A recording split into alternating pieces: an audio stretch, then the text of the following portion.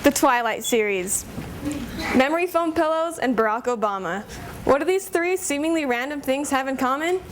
They're all most definitely overrated. It seems like I get my hopes up for something like a book or a movie or people, and there's all this hype about it and I can't wait, and then my hopes are totally let down.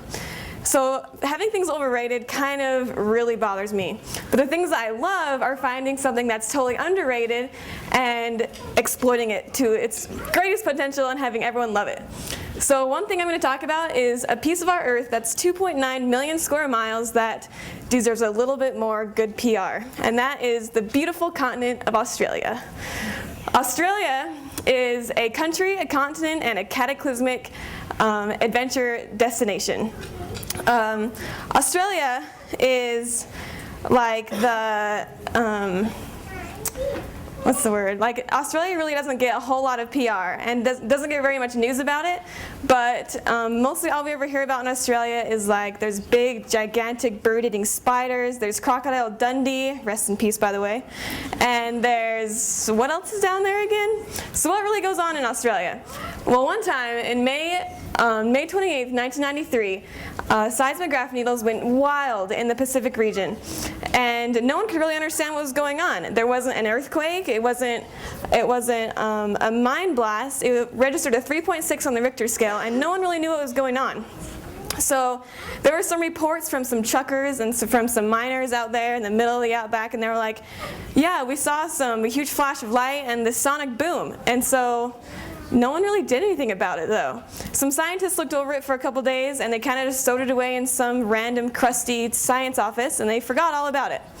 So it turns out in 1995 there was this Japanese doomsday terrorist group that they bombed, and they put some nerve gas into the subway system, and 12 people died and over 900 people were injured.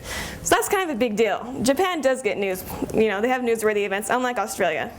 So they investigated this group, and they found out they had 500,000 acres in the middle of Western Australia, in the middle of the desert. Like, what's going on out there? And mysteriously, it was really close to the area that the blast was reported at.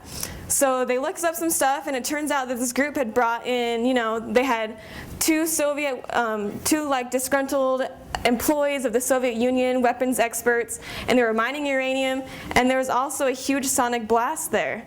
Could this group have conceivably let and detonated the first non-governmental atomic bomb in Australia, and no one had noticed for 2 years? How insane is that? That's crazy. But it looks like today we still don't really know what happened there, and it's kind of been forgotten. But there's still so much to learn and to think about in Australia. First off, it wasn't even circumnavigated until 1814. That's like so mind-boggling to me that no one even bothered to go around the whole country until then. They didn't even have a national anthem until 1984, and they have their outback. There's some places that weren't even named until 1950. So this place is still this vast area of almost nothingness, and so I don't really understand why NASA is so concerned with spending billions of dollars of getting to Mars when we haven't even bothered to look at the outback. So Australia is also a land of adventure.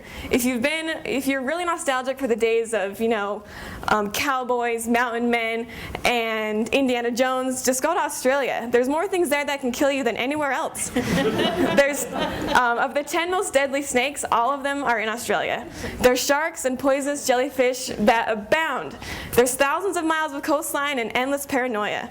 It's a great place to go for an adventure. So, Australia is also a very unique place. It's the only country that's it's the only island that's a continent, and the only continent that's a country. And it was the only country that was a coast-to-coast prison as well. England would send all their convicts there just to kind of work it out, I guess.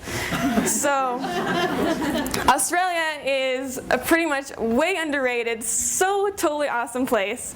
And so I don't really understand why it doesn't get more press. maybe the fact that we don't know who their prime minister is. Who's that guy? We don't know what their capital is. I'll give you a hint, it's not Sydney. And they also have twice as many kangaroos as people.